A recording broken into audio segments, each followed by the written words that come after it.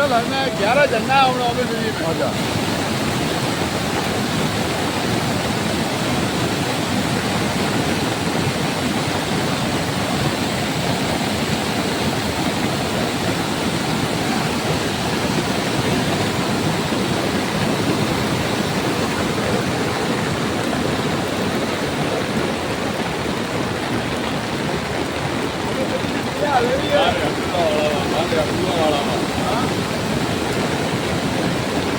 भाई बहुत बढ़िया बोल रहे हो भाई बहुत